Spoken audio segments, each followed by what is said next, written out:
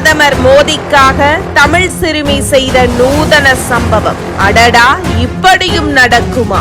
ஒரு காலத்தில் பிரதமர் மோடி பெயரை கூறினாலோ பாஜக என்றாலோ தமிழகத்திற்கு தீங்கு செய்யக்கூடிய கட்சி என பலர் விவாதம் செய்த நிலையில் தற்போது பலரும் பிரதமர் மோடியின் செயல்பாடு, அவர் தமிழக மக்கள் மீது வைத்திருக்கக்கூடிய மரியாதை ஆகியவற்றை பார்த்து தற்போது பெருமளவில் பிரதமர் மோடிக்கு ஆதரவாக மாறி வருகின்றனர். குறிப்பாக வளரும் தலைமுறையான இளைஞர்கள் மற்றும் பள்ளி மாணவர்கள் அதிக அளவில் பிரதமர் மோடி பக்கம் சென்று வருகின்றனர்.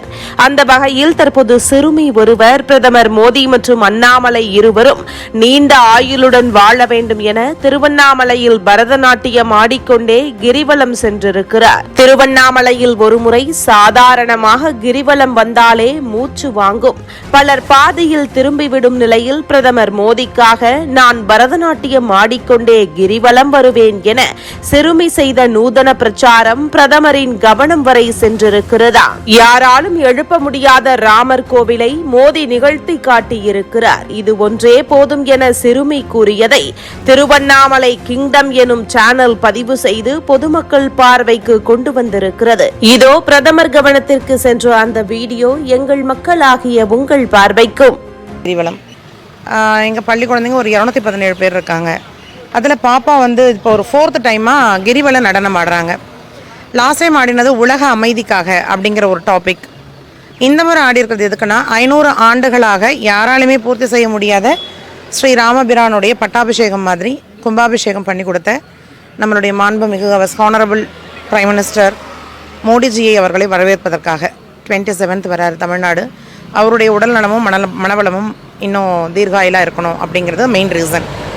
அடுத்தபடியாக எண் மக்கள் பாஜக லீடர் அண்ணாமலைஜி, அவருடைய ஹெல்த் நார்மலாக ஒரு ஹியூமனாக எல்லாருக்கிட்டையும் சகஜமாக பழகிறார் இல்லையா, அவருடைய இந்த நடைபாதையை நல்லபடியாக பூர்த்தி ஆகணுங்கிறது 2 கோரிக்கை நாங்கள் அருணாச்சலேஸ்வரர்கிட்ட வச்சுருந்தோம்.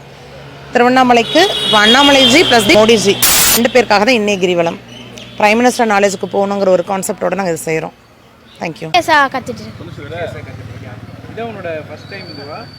இல்லை 4th டைம் பண்ணுறோம் கிரிவலம் டான்ஸ்.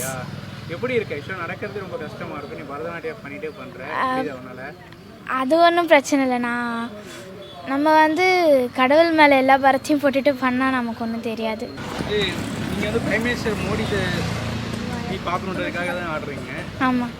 பாப்பாருன்னு நினைக்கிறீங்களா? அவர் பாப்பார் கண்டிப்பாக. பிடிக்குமா மோடி? உங்களுக்கு ரொம்ப பிடிக்கும்.